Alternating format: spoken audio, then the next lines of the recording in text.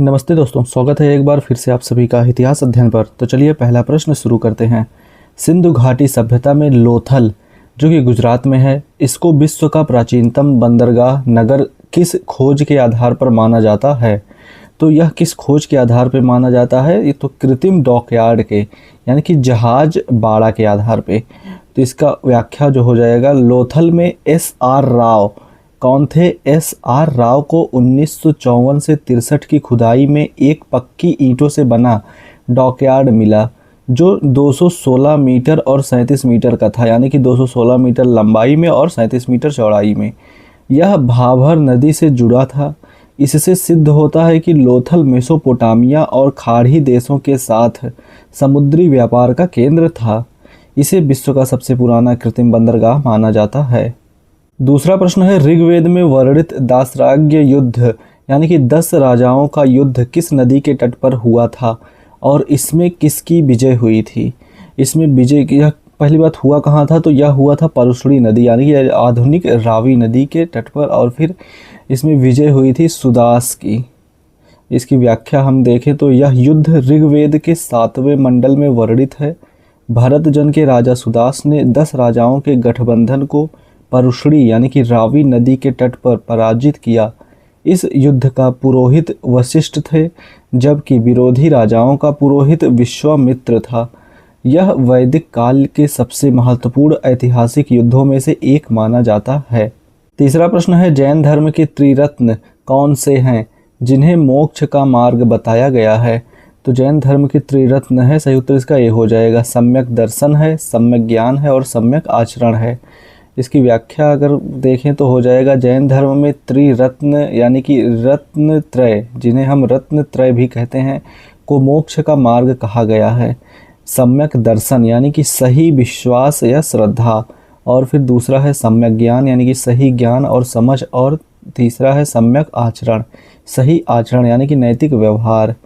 ये तीनों त्रिरत्न थे और इनके अभ्यास से कर्म का क्षय होता है और आत्मा मोक्ष प्राप्त करती है, यानी कि इससे हमारे कर्म का क्षय होता है जिससे हमें मोक्ष की प्राप्ति होती है। और यह बौद्ध धर्म के त्रिरत्न, बौद्ध धर्म का त्रिरत्न क्या है? बुद्ध, धम्म और संघ है, इससे भिन्न है। चौथा प्रश्न है, अशोक के किस शिलालेख में कलिंग युद्ध का विस्तृत विवरण और उसके मन में उत्पन्न पश्चाताप का उल्लेख है? तो यह शिलालेख हमें मिलता है सी यानी कि 13वें शिलालेख में मिलता है हमें। इसकी व्याख्या हो जाएगी, अशोक के 14 प्रमुख शिलालेखों में 13वां शिलालेख जो सबसे लंबा और सबसे महत्वपूर्ण है, इसमें कलिंग युद्ध जो कि 261 ईसा पूर्व में 1,50,000 बंदी, 1 लाख मृत और उससे कई गुना घायल होने का उल्लेख है। अशोक लिखते हैं कि इस जीत ने उन्हें दुख दिया। उन्होंने भेरी घोष छोड़कर क्या अपनाया? धम्म घोष अपनाया था। पांचवा प्रश्न है, पुष्यमित्र शुंग ने किस मौर्य सम्राट की हत्या कर शुंग वंश की स्थापना की और बाद में शुंग वंश का अंत किसने किया? तो किसने किया था? तो बृहद्रथ ने हत्या की थी और फिर वासुदेव कण्व ने शुंग वंश का अंत किया था। इसकी व्याख्या हो जाएगी, 185 ईसा पूर्व में सेनापति पुष्यमित्र शुंग ने अंतिम मौर्य सम्राट बृहद्रथ की परेड में हत्या कर शुंग वंश स्थापित किया था। और फिर पुष्यमित्र ने 2 अश्वमेध यज्ञ किए और बौद्ध धर्म का विरोध किया।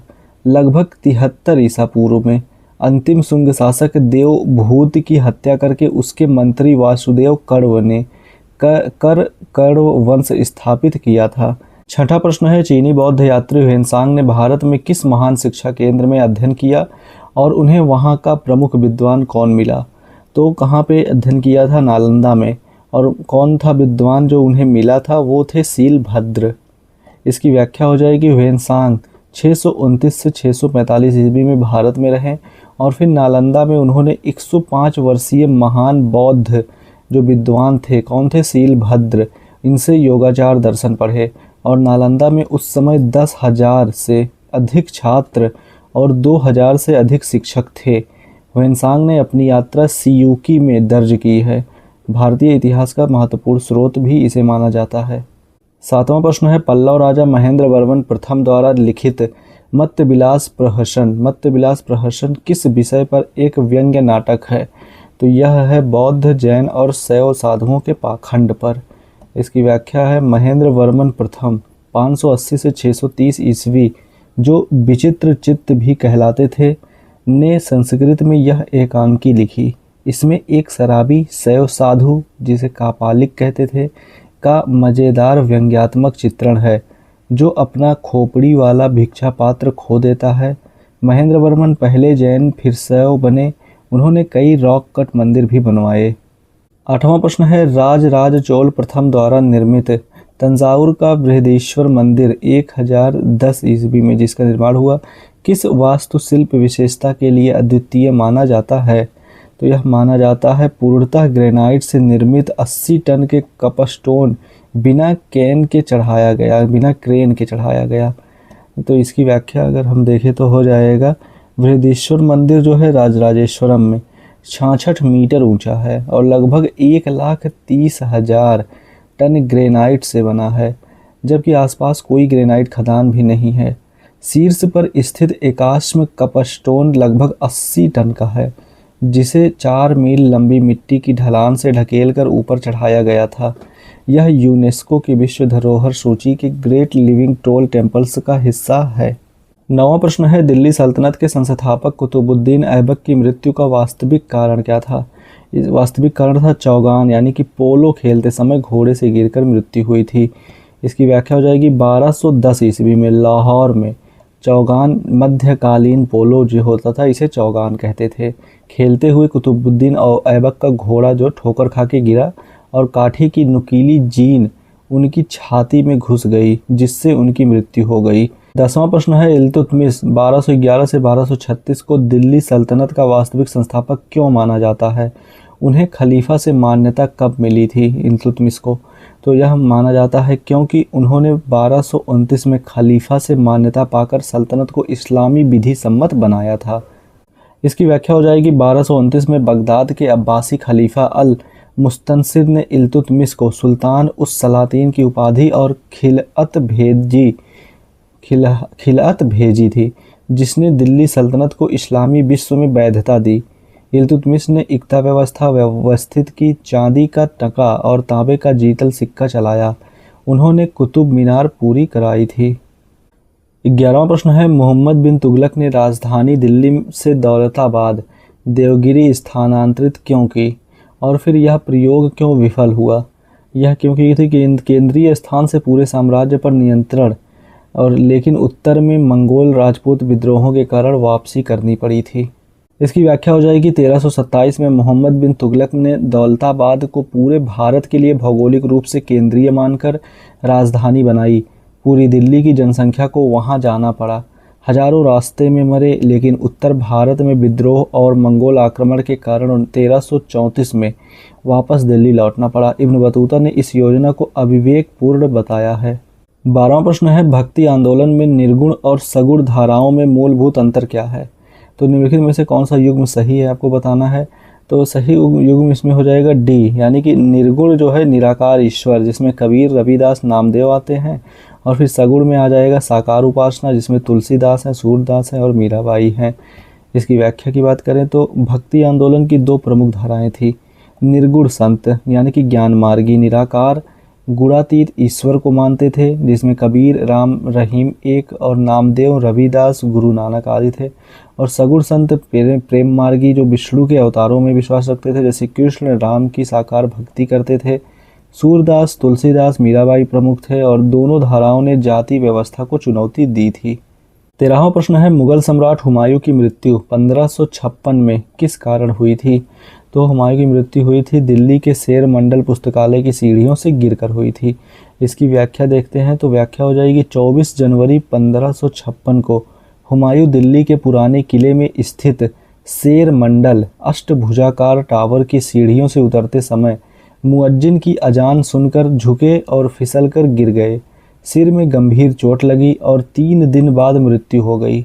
उनके बारे में कहा जाता है जैसे जिया वैसे मरा, ठोकर खाते खाते। 14वां प्रश्न है अकबर की मनसबदारी व्यवस्था में जात और सवार पदों में मूल अंतर क्या था? तो जात जो होती थी यह व्यक्तिगत पद होता था, जात व्यक्तिगत पद था और वेतन की दर, जबकि सवार जो था घुड़सवार सैनिक रखने की जिम्मेदारी होती थी। इसकी व्याख्या हो जाएगी अकबर की द्विघटक मनसबदारी में जात संख्या मनसबदार की व्यक्तिगत रैंक और उसके वेतन का निर्धारण करती थी 10 से 10,000 तक।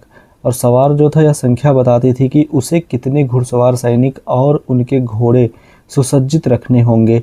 जहांगीर ने दुअश्पा शी अस्पा यानी कि दुगने तुगने घोड़े का प्रावधान जोड़ा है। 15वां प्रश्न है मुगल सम्राट शाहजहां के शासनकाल का आधिकारिक इतिहास पादशाहनामा किसने लिखा था? तो यह लिखा था अब्दुल हामिद लाहौरी ने लिखा था। इसकी व्याख्या हो जाएगी अब्दुल हामिद लाहौरी ने पादशाहनामा के पहले 2 खंड लिखे थे शाहजहां के शासन के प्रथम 20 वर्षों जो कि 1627 से 1647 तक का था को कवर करते हैं। तीसरा खंड मोहम्मद वारिस ने पूरा किया। इसमें ताजमहल के निर्माण का भी विवरण भी मिलता है। और शाहजहांनामा इनायत खान ने लिखी। अकबर का इतिहास अकबरनामा अबुल फजल ने लिखा। 16वां प्रश्न है प्रथम विश्व युद्ध के दौरान रेशमी रुमाल आंदोलन सिल्क लेटर कॉन्स्पिरेसी 1916 का नेतृत्व किसने किया और इसका उद्देश्य क्या था? तो यह किया था मौलाना महमूद हसन और उबैदुल्ला सिंधी ने। और इसका उद्देश्य था तुर्की अफगान सहायता से ब्रिटिश शासन उखाड़ना। इसकी व्याख्या हो जाएगी देवबंद के मौलाना महमूद हसन ने उबैदुल्ला सिंधी को अफगानिस्तान भेजा। वहां से रेशमी रुमाल पर लिखे पत्रों के जरिए तुर्की, जर्मनी और अफगान शासक से भारत पर हमले की योजना बनी। ब्रिटिश खुफिया पुलिस ने इसका भंडाफोड़ किया। मौलाना को माल्टा में नज़रबंद कर दिया गया। यह प्रथम विश्व युद्ध का सबसे महत्वाकांक्षी क्रांतिकारी षड्यंत्र था। 17वां प्रश्न है टीपू सुल्तान की मैसूर रॉकेट तकनीक किस दृष्टि से आधुनिक रॉकेट विज्ञान का पूर्वज मानी जाती है? तो इसका हो जाएगा सही उत्तर बी हो जाएगा। यह लोहे की नली से बना था, बांस की नली की जगह, और जिसे दबाव और दूरी कई गुना बढ़ाई जा सकती थी। इसकी व्याख्या हो जाएगी पहले के रॉकेट बांस की नालियों में बारूद भरकर बनाए जाते थे। टीपू ने लोहे की नली का प्रयोग किया जो अधिक दबाव सह सकती थी। परिणामतः रॉकेट की मारक दूरी 2 किलोमीटर तक पहुंच गई। 1792 और 1799 के आंग्ल मैसूर युद्धों में इन रॉकेटों ने अंग्रेजों को परेशान किया।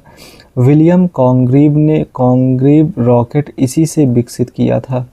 18वां प्रश्न है सहायक संधि किसने विकसित की और पहली औपचारिक संधि किस भारतीय राज्य से हुई? तो यह विकसित की थी लॉर्ड वेलेजली ने हैदराबाद के निजाम से 1798 में। इसकी व्याख्या हो जाएगी लॉर्ड वेलेजली 1798 से 1805 ने सहायक संधि व्यवस्था विकसित की जिसमें भारतीय राज्य EIC ईस्ट इंडिया कंपनी की सेना अपने खर्च पर रखे, विदेश नीति EIC को सौंपे और बदले में सुरक्षा पाए। पहली संधि 1798 में हैदराबाद से, फिर मैसूर से 1799 में और फिर 1802 में मराठा से अवध से हुई और फिर इससे EIC को भारी राजस्व और सैन्य नियंत्रण भी मिला।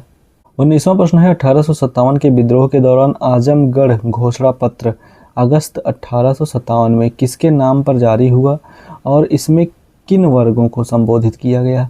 तो यह जारी हुआ मुगल राजकुमार फिरोज शाह के नाम पर और इसमें संबोधित किया गया था जमींदारी यानी कि जमींदार, व्यापारी, सैनिक और कारीगर सभी को इसमें संबोधित किया गया था। इसकी व्याख्या हो जाएगी अगस्त 1857 में आजमगढ़ घोषणा पत्र मुगल राजकुमार फिरोज शाह के नाम से जारी हुआ। यह एक अत्यंत परिपक्व राजनीतिक दस्तावेज था जिसमें सभी वर्गों को ब्रिटिश शासन के आर्थिक शोषण के विरुद्ध एकजुट होने का आह्वान था। हिंदू और मुस्लिम दोनों को इसे 1857 की राष्ट्रीय चेतना का प्रमाण माना जाता है। 20वां प्रश्न है इंडियन एसोसिएशन 1876 कलकत्ता की स्थापना किसने की जिसे भारतीय राष्ट्रीय कांग्रेस का प्रमुख पूर्वगामी माना जाता है? तो यह की थी सुरेंद्रनाथ बनर्जी और आनंद मोहन बोस ने की थी। सही तो इसका डी हो जाएगा। इसकी व्याख्या अगर हम देखें तो हो जाएगी 1876 में सुरेंद्रनाथ बनर्जी ने, जिन्हें ICS से अन्यायपूर्वक बर्खास्त किया गया था, और आनंद मोहन बोस ने इंडियन एसोसिएशन बनाई। इसके उद्देश्य थे क्या थे? ICS परीक्षा में उम्र सीमा बढ़ाना और भारतीय जनमत को संगठित करना। 1883 में इसने नेशनल कॉन्फ्रेंस बुलाई जो INC से पहले की पहली राष्ट्रीय राजनीतिक बैठक थी। 21वां प्रश्न है बाल गंगाधर तिलक पर 1908 में राजद्रोह का मुकदमा किन लेखों के कारण चला और उन्हें कितनी सजा मिली? तो यह क्यों चला था? तो सही उत्तर इसका बी हो जाएगा, काल का घाल और देश का दुर्दैव, केसरी के लेख, 6 वर्ष की काला पानी की सजा। इसकी व्याख्या हो जाएगी, 1908 में मुजफ्फरपुर बम कांड के बाद तिलक ने केसरी में काल का घाल और देश का दुर्दैव लेख लिखे थे। ब्रिटिश सरकार ने राजद्रोह का मुकदमा चलाया। बॉम्बे उच्च न्यायालय ने 6 वर्ष की काला पानी की बर्मा के मॉन्डले जेल की सजा दी। मुकदमे में तिलक के वकील मोहम्मद अली जिन्ना थे। 22वां प्रश्न है, लखनऊ पैक्ट 1916 में कांग्रेस ने मुस्लिम लीग की कौन सी प्रमुख मांग स्वीकार की थी? तो अलग निर्वाचन मंडल की और मुसलमानों के लिए निश्चित सीटों की मांग स्वीकार की थी। इसकी व्याख्या देखें तो दिसंबर 1916 में कांग्रेस, तिलक थे अध्यक्ष और मुस्लिम लीग के जिन्ना मुख्य वार्ताकार थे, के बीच यह समझौता हुआ। कांग्रेस ने मुसलमानों के लिए अलग निर्वाचन मंडल और विधायिका में निश्चित सीटें स्वीकार की। बदले में लीग ने स्वशासन की मांग का समर्थन किया। जिन्ना को तब हिंदू मुस्लिम एकता के दूत के रूप में माना जाता था या कहा जाता था। 23वां प्रश्न है, गांधी ने हिंद स्वराज 1909 में कब, कहाँ और किस भाषा में लिखी? तो यह लिखी थी इंग्लैंड से दक्षिण अफ्रीका वापसी की समुद्री यात्रा में और मूलतः गुजराती भाषा में लिखी थी। इसकी व्याख्या हो जाएगी, गांधी ने हिंद स्वराज नवंबर 1909 में SS किल्डोनन कैसल जहाज पर इंग्लैंड से दक्षिण अफ्रीका आते समय समुद्री यात्रा में लिखी। मूलतः गुजराती में 10 दिन में लिखी थी। इसमें उन्होंने आधुनिक सभ्यता, रेलवे, डॉक्टर, वकील की आलोचना कर सच्चे स्वराज की परिभाषा दी। ब्रिटिश सरकार ने इसे देशद्रोही घोषित कर प्रतिबंधित किया था। 24वां प्रश्न है, जलियांवाला बाग हत्याकांड जो कि 13 अप्रैल 1919 को हुआ था, इसकी जांच के लिए गठित हंटर कमीशन ने जनरल डॉयर के बारे में क्या निष्कर्ष दिया? तो निष्कर्ष दिया था उसने गलत निर्णय लिया लेकिन उसे पदमुक्त किया। हाउस ऑफ लॉर्ड्स ने उसका बचाव भी किया था। इसकी व्याख्या हो जाएगी, हंटर कमीशन 1919 से 20 ने माना कि डॉयर का निर्णय गलत और अत्यधिक था। सेना ने उसे इस्तीफा देने को कहा लेकिन हाउस ऑफ लॉर्ड्स ने उसके पक्ष में प्रस्ताव पारित किया। मॉर्निंग पोस्ट अखबार ने उसके लिए 26,000 यूरो की राशि जमा की। इस दोहरे मापदंड ने उधम सिंह को 1940 में लंदन में माइकल ऑडवेयर की हत्या पर मजबूर किया था। 25वां प्रश्न है, चौरी चौरा कांड 4 फरवरी 1922 को में वास्तव में क्या हुआ और गांधी ने असहयोग आंदोलन क्यों वापस लिया था? तो क्या हुआ था इस समय? तो इस समय भीड़ ने पुलिस थाने में आग लगाई थी जिसमें 22 पुलिसकर्मी मारे गए थे। गांधी ने अहिंसा उल्लंघन पर आंदोलन वापस ले लिया था। और इसकी व्याख्या अगर देखें तो हो जाएगी, उत्तर प्रदेश के गोरखपुर जिले के चौरी चौरा में पुलिस ने प्रदर्शनकारियों पर फायरिंग की थी। तो यह घटना गोरखपुर की थी और जवाब में भीड़ ने थाने में आग लगाई थी जिसमें 22 पुलिसकर्मी जिंदा जल गए थे। गांधी ने 12 फरवरी 1922 को बारदोली में CWC की बैठक में आंदोलन वापस लिया। सुभाष चंद्र बोस और नेहरू ने इस निर्णय की आलोचना भी की थी। 26वां प्रश्न है, भगत सिंह, राजगुरु और सुखदेव को 23 मार्च 1931 को फांसी किस मुकदमे में दी गई थी? तो यह लाहौर षड्यंत्र केस में इन्हें फांसी दी गई थी। JP सॉन्डर्स जो पुलिस अधिकारी था इसकी हत्या के लिए। इसकी व्याख्या हो जाएगी, लाला लाजपत राय पर लाठीचार्ज के लिए जिम्मेदार पुलिस अधीक्षक कौन था? स्कॉट को मारने की योजना थी लेकिन पहचान में गलती से असिस्टेंट SSP JP सॉन्डर्स की हत्या हो गई थी। कब हुई थी? 17 दिसंबर 1928 को। लाहौर षड्यंत्र केस में विशेष ट्रिब्यूनल ने तीनों को फांसी दी थी। असेंबली बॉम्ब केस में भगत सिंह और बटुकेश्वर दत्त ने बहरे कानों तक आवाज़ पहुंचाने के लिए बम फेंका था। 27वां प्रश्न है, नमक सत्याग्रह 1930 के बाद गांधी की गिरफ्तारी पर धरासणा नामक कारखाने पर शांतिपूर्ण प्रदर्शन का नेतृत्व किसने किया था? तो यह किया था सरोजिनी नायडू और मणिलाल गांधी ने किया था। इसकी व्याख्या हो जाएगी, गांधी की गिरफ्तारी के बाद 21 मई 1930 को सरोजिनी नायडू और मणिलाल गांधी ने 2500 स्वयंसेवकों के साथ धरासणा सॉल्ट वर्क्स पर मार्च किया। पुलिस ने डंडों से पीटा। स्वयंसेवक बिना प्रतिरोध के गिरते रहे। अमेरिकी पत्रकार वेब मिलर की रिपोर्ट ने विश्व भर में ब्रिटिश क्रूरता उजागर की। 28वां प्रश्न है, कांग्रेस समाजवादी दल CSP 1934 की स्थापना किसने की और इसका उद्देश्य क्या था? तो इसकी स्थापना जयप्रकाश नारायण ने की और आचार्य नरेंद्र देव और राम मनोहर लोहिया ने, और इसका उद्देश्य था मार्क्सवादी समाजवाद को कांग्रेस के भीतर स्थापित करना। इसकी व्याख्या हो जाएगी, मई 1934 में पटना में CSP की स्थापना हुई और फिर अमेरिकी प्रशिक्षित JP नारायण, विद्वान आचार्य नरेंद्र देव और राम मनोहर लोहिया इसके प्रमुख थे। CSP कांग्रेस के भीतर एक वामपंथी दबाव समूह था जो पूर्ण स्वतंत्रता, भूमि सुधार और समाजवादी अर्थव्यवस्था चाहता था। आगे चलकर इसी से भारतीय समाजवादी पार्टी 1948 में निकली थी। 29वां प्रश्न है, संविधान सभा में 14 सितंबर 1949 को हिंदी को राजभाषा के रूप में अपनाने का प्रस्ताव कितने मतों के अंतर से पारित हुआ था? तो इसका सही उत्तर C हो जाएगा, केवल एक मत के अंतर से पारित हुआ था, 78 बनाम 77 के। और इसकी व्याख्या हो जाएगी, हिंदी को राजभाषा बनाने का विषय सबसे विवादास्पद था, दक्षिण भारतीय सदस्यों का कड़ा विरोध था, मुंशी आयंगार फार्मूला, देवनागरी हिंदी प्लस अंकों में अंतर्राष्ट्रीय रूप प्लस 15 वर्ष तक अंग्रेजी जारी से समझौता हुआ, और मतदान 78 से 77 रहा, यानी कि एक का अंतर रहा, इसलिए 14 सितंबर को हिंदी दिवस मनाया जाता है। 30वां प्रश्न है, स्वतंत्र भारत के पहले और एकमात्र भारतीय गवर्नर जनरल कौन बने लॉर्ड माउंटबेटन के बाद? तो यह बने थे C राजगोपालाचारी बने थे, राजा जी। इसकी व्याख्या हो जाएगी, जून 1948 में माउंटबेटन की विदाई के बाद C राजगोपालाचारी भारत के अंतिम गवर्नर जनरल और पहले एकमात्र भारतीय गवर्नर जनरल बने। वे जनवरी 1950 तक इस पद पर रहे जब भारत गणराज्य बना और डॉक्टर राजेंद्र प्रसाद पहले राष्ट्रपति बने। राजा जी बाद में स्वतंत्र पार्टी के संस्थापक भी बने। 31वां प्रश्न है, ऑपरेशन पोलो सितंबर 1948 के तहत हैदराबाद को भारतीय संघ में मिलाने की सैन्य कार्यवाही में कितने दिन लगे और किस जनरल ने नेतृत्व किया? तो कितने दिन लगे? 5 दिन लगे, और मेजर जनरल JN चौधरी ने नेतृत्व किया था।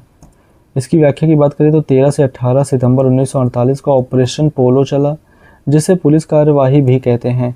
निजाम मीर उस्मान अली ने संयुक्त राष्ट्र का दरवाज़ा खटखटाया था, लेकिन सरदार पटेल के निर्देश पर MG JN चौधरी ने 5 दिन में रजाकारों की सेना को हराया। निजाम ने 17 सितंबर को आत्मसमर्पण किया था। 32वां प्रश्न है, भारत का पहला परमाणु परीक्षण स्माइलिंग बुद्धा 18 मई 1974 किसके वैज्ञानिक नेतृत्व में हुआ था? तो यह हुआ था डॉक्टर राजा रमन्ना के नेतृत्व में, बार्क निदेशक थे ये। इसकी व्याख्या हो जाएगी, भाभा परमाणु अनुसंधान केंद्र यानी कि BARC बार्क के निदेशक डॉक्टर राजा रमन्ना के नेतृत्व में भारतीय वैज्ञानिकों ने राजस्थान के पोखरण में पहला परमाणु परीक्षण किया। इंदिरा गांधी ने इसे शांतिपूर्ण परमाणु विस्फोट बताया। इससे अमेरिका और पाकिस्तान को बड़ा झटका लगा। APJ अब्दुल कलाम की केंद्रीय भूमिका 1998 के पोखरण द्वितीय वाले में थी। 33वां प्रश्न है, ऑपरेशन फ्लड श्वेत क्रांति के जनक कौन थे और इस ऑपरेशन ने भारत की डेयरी व्यवस्था को कैसे बदला? तो इसका सही उत्तर ये हो जाएगा, डॉक्टर वर्गीज कुरियन। अमूल मॉडल को भारतीय स्तर पर फैलाकर भारत को विश्व का सबसे बड़ा दूध उत्पादक बनाया। इसकी व्याख्या हो जाएगी, milkman of India. Doctor Verghese Kurien ने 1970 में ऑपरेशन फ्लड शुरू किया, जो 3 चरणों में 1996 तक चला। NDDB के माध्यम से गुजरात के अमूल सहकारी मॉडल को पूरे भारत में फैलाया। इससे भारत 1998 में विश्व का सबसे बड़ा दूध उत्पादक बना। कुरियन को पद्म विभूषण और वर्ल्ड फूड प्राइज भी मिला है। 34वां प्रश्न है, शिमला समझौता 2 जुलाई 1972 में भारत और पाकिस्तान के बीच क्या तय हुआ और इसकी आलोचना क्यों की जाती है? तो क्या तय हुआ था? LOC को मानने और द्विपक्षीय वार्ता का वादा हुआ था, लेकिन भारत ने 93,000 POW और LOC को स्थायी सीमा बनाने का मौका गंवाया था। इसकी व्याख्या जो हो जाएगी, इंदिरा गांधी और जुल्फ़िकार अली भुट्टो के बीच शिमला में समझौता हुआ। दोनों देशों ने LOC का सम्मान करने और सभी विवाद द्विपक्षीय वार्ता से सुलझाने का वादा किया। आलोचक कहते हैं कि 93,000 पाकिस्तानी युद्धबंदियों की रिहाई के बदले भारत को एलओसी को अंतर्राष्ट्रीय सीमा मनवाना चाहिए था। यह ऐतिहासिक अवसर चूक गया था इंडिया। 35वां प्रश्न है, 44वां संविधान संशोधन 1978 ने संपत्ति के मौलिक अधिकार के बारे में क्या किया? तो क्या किया था? अनुच्छेद 19(1)(f) और 31 हटाकर संपत्ति के अधिकार को मौलिक अधिकार से हटाकर केवल कानूनी अधिकार बनाया। अनुच्छेद 301 में किया उसे। इसकी व्याख्या यहाँ पे दी गई है, तो अब मैं व्याख्या नहीं बताने वाला हूँ 50वें क्वेश्चन तक, तो आप इसे मैं PDF प्रोवाइड कर दूंगा, आप जाके इसे पढ़ सकते हैं आराम से। बाकी इसका आंसर ए हो जाएगा। अगला प्रश्न हम देखते हैं, 36वां प्रश्न है, इंदिरा गांधी बनाम राजनारायण 1975 मामले में इलाहाबाद उच्च न्यायालय ने इंदिरा गांधी का 1971 का चुनाव किस आधार पर अवैध घोषित किया था? तो किस आधार पर किया था? तो सही तो इसका डी हो जाएगा। सरकारी कर्मचारी यशपाल कपूर का चुनाव प्रचार में उपयोग और सरकारी संसाधनों का उपयोग के आधार पर अवैध घोषित किया था।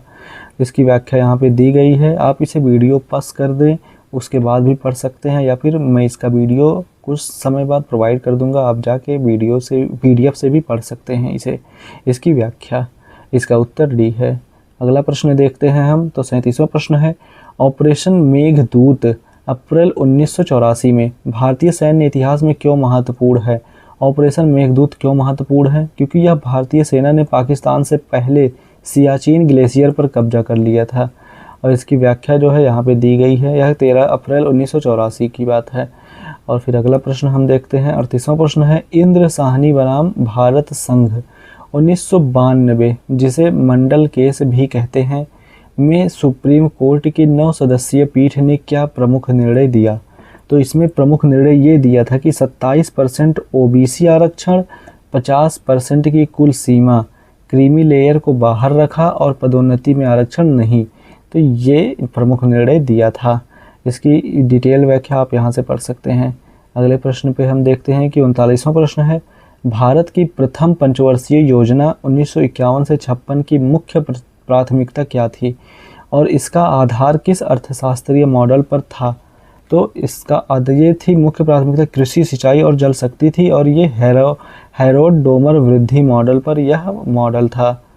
और इसकी व्याख्या जो है यहाँ पे दी गई है, आप इसे वीडियो पॉज करके पढ़ सकते हैं। अगले प्रश्न पे हम बढ़ते हैं। 40वां प्रश्न है, नेहरू लियाकत समझौता अप्रैल 1950 किस विशेष समस्या को सुलझाने के लिए किया गया था? तो यह विशेष समस्या क्या थी? यह पूर्वी पाकिस्तान और पश्चिमी बंगाल में हिंदू मुस्लिम हिंसा और दोनों देशों में अल्पसंख्यकों की सुरक्षा का जो मामला था, इसे सुलझाने के लिए।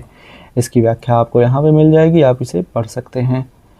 41वां प्रश्न है, औरंगजेब ने गोलकुंडा किले की घेराबंदी 1687 में कितने समय में जीती और उसके पतन का कारण क्या था?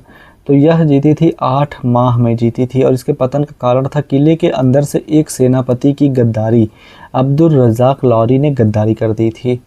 इसकी व्याख्या यहाँ पे विस्तृत तौर पे दी गई है, आप इसे पढ़ सकते हैं वीडियो पॉज करके। अगले प्रश्न पे हम बढ़ते हैं, तो 42वां प्रश्न यहाँ पे हो जाएगा, पानीपत के तीसरे युद्ध जो कि 14 जनवरी 1761 में हुआ था, में अफगान अहमद शाह अब्दाली के विरुद्ध मराठा सेना का नेतृत्व किसने किया था और इस युद्ध के क्या दीर्घकालीन परिणाम हुए थे? तो सही तो इसका सी हो जाएगा। विश्वास राव और सदाशिव राव भाऊ दोनों युद्ध में मारे गए और मराठा शक्ति टूटी और उत्तर भारत में शून्य भरने अंग्रेज आ गए थे। इसकी व्याख्या यहाँ पे दी गई है। अगले प्रश्न पे हम बढ़ते हैं, तो 43वां प्रश्न है, ईस्ट इंडिया कंपनी को भारत में स्थायी व्यापारिक कारखाना खोलने की पहली अनुमति किस मुगल सम्राट ने और कब दी थी? तो पहली अनुमति जहांगीर ने 1612 से 13 में और फिर कैप्टन थॉमस वेस्ट की सूरत में जीत के बाद दी थी। इसकी व्याख्या आगे दी गई है, ये रही इसकी व्याख्या। अगले प्रश्न पे हम बढ़ते हैं। 44वां प्रश्न है, अमीर खुसरो की तुगलकनामा किस ऐतिहासिक घटना पर आधारित है? तो यह आधारित है, सही तो इसका डी हो जाएगा। गियासुद्दीन तुगलक द्वारा खुसरो खान खिलजी का उत्तराधिकारी को पराजित कर दिल्ली जीतने पर आधारित है ये, जिसकी व्याख्या यहाँ पे दी गई है। अगले प्रश्न पे हम बढ़ते हैं। 45वां प्रश्न है, दिल्ली सल्तनत में दीवान ए अर्ज यानी कि सैन्य विभाग की स्थापना किसने की और इसका क्या कार्य था? तो यह की थी बलबन ने। इसका कार्य था सेना का संगठन, वेतन, हथियारों का रिकॉर्ड और दाग यानी कि घोड़ों को दागना व हुलिया यानी कि सैनिकों का विवरण या हुलिया रखना। इसकी व्याख्या हो जाएगी, बलबन ने 1266 से 1287 में दीवान ए अर्ज सैन्य विभाग को पुनर्गठित किया। इसकी पूरी व्याख्या आप पढ़ सकते हैं। अगला प्रश्न हम देखते हैं। 46वां प्रश्न है, गुप्त काल की देवगढ़ का दशावतार मंदिर, गुप्त काल का मंदिर था ये, उत्तर प्रदेश 5वीं से 6वीं शताब्दी किस स्थापत्य शैली का प्रारंभिक उदाहरण है? तो यह है पंचायतन शैली का। और केंद्रीय मंदिर के चारों कोनों पर 4 छोटे मंदिर हैं नागर शिखर के साथ। इसकी व्याख्या यहाँ पे दी गई है। यह देवगढ़ का दशावतार मंदिर विष्णु का गुप्त काल की नागर पंचायतन शैली का दुर्लभ उदाहरण है। बाकी एक्सप्लेनेशन आप पढ़ सकते हैं। अगला प्रश्न हम देखते हैं तो 47वां प्रश्न हो जाएगा, रास तरंगिणी के रचयिता कल्हड़ कब हुए और इस ग्रंथ की इतिहास लेखन में क्या विशिष्टता है? तो 12वीं शताब्दी 1148 से 49 ईस्वी में उनका समय था कल्हड़ का। और फिर कश्मीर का कालक्रमानुकित इतिहास जो है वो तार्किक दृष्टिकोण, स्रोतों की जांच पड़ताल, ये हमें मिलता है। इसकी व्याख्या यहाँ दी गई है कि कल्हड़ ने 1148 से 49 में संस्कृत में रास तरंगिणी राजाओं की नदी लिखी। यह प्राचीन भारत के सबसे वैज्ञानिक इतिहास ग्रंथों में से है, क्योंकि कल्हड़ ने पूर्व के ग्रंथों, तामपत्रों और स्थानीय परंपराओं की तुलना कर लिखा है। बाकी आप पढ़ सकते हैं। 48वां प्रश्न है, चतुर्थ बौद्ध संगीत कनिष्क के काल में कहाँ हुई? इसकी अध्यक्षता किसने की और इसका क्या परिणाम हुआ? तो यह कुंडलवन कश्मीर में हुई। वसुमित्र अश्वघोष सह अध्यक्ष थे। और फिर महाविभास ग्रंथ और हीनयान और महायान का इसमें विभाजन हुआ था। इसकी व्याख्या यहाँ पे दी गई है, आप इसे पढ़ सकते हैं। अगले प्रश्न पे हम बढ़ते हैं तो 49वां प्रश्न हो जाएगा, ऋग्वेद के किस मंडल में पुरुष सूक्त 10-90 है जिसमें ब्रह्मांडीय पुरुष के अंगों से 4 वर्णों की उत्पत्ति का वर्णन है? तो कहाँ से हमें मिलता है? तो यह हमें 10वें मंडल में मिलता है। यानी कि पुरुष के अंगों से क्या मतलब हुआ? पुरुष सूक्त से हमें मिलता है। तो यह 10वें मंडल में मिलता है। यह ऋग्वेद का सबसे बाद का मंडल माना जाता है कि सबसे बाद में इसे लिखा गया। और फिर इसकी व्याख्या यहाँ पे दी गई है कि ऋग्वेद का 10वां मंडल पुरुष सूक्त है। इसमें ब्राह्मण पुरुष के मुख से, क्षत्रिय भुजाओं से, वैश्य जंघाओं से और शूद्र चरणों से उत्पन्न बताए गए हैं। अधिकांश इतिहासकार 10वें मंडल को सबसे बाद में जोड़ा गया मानते हैं। इसी मंडल में नासदीय सूक्त यानी कि सृष्टि के दार्शनिक प्रश्न और विवाह सूक्त भी है। डॉक्टर अंबेडकर ने पुरुष सूक्त को जाति व्यवस्था की जड़ बताया है। 50वां प्रश्न हो जाएगा और ये आज का अंतिम प्रश्न भी होने वाला है। विजयनगर साम्राज्य की अयंगर व्यवस्था क्या थी? तो अयंगर व्यवस्था क्या थी? जो मध्यकालीन भारत की स्थानीय प्रशासन की अनूठी व्यवस्था मानी जाती है। तो आपको आंसर में A, B, C, D में से आपको ऑप्शन में लिखना है कि कौन सा सही होगा। तो पहला है कि राजा के 9 मंत्रियों की परिषद थी क्या अयंगर व्यवस्था, या फिर व्यापारियों की श्रेणी व्यवस्था थी, या मंदिर प्रशासन की व्यवस्था थी, या फिर प्रत्येक गांव में 12 वंशानुगत कार्यात्मक पदाधिकारी जो भूमि अधिकार के बदले सेवाएं देते थे। तो आप अपने ऑप्शन को कमेंट में ज़रूर लिखें। बाकी इसका आंसर आगे दिया गया है जो मैं PDF में दे दूंगा, आप वहां से इसका आंसर विस्तृत रूप से पढ़ सकते हैं।